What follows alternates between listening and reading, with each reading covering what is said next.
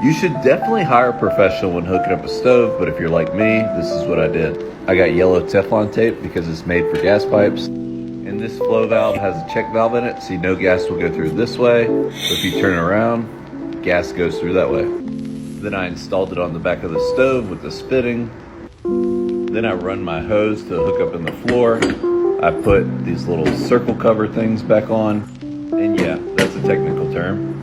And after you've done that, you should call the city and have them turn your gas back on. Don't do it yourself. It's usually not legal in most states, but then this should happen.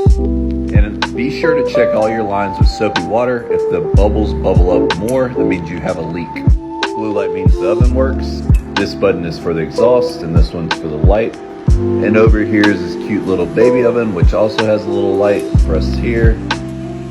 And this is what it looks like when it's completed. And we're dramatic, so we turn all the flames on. And remember that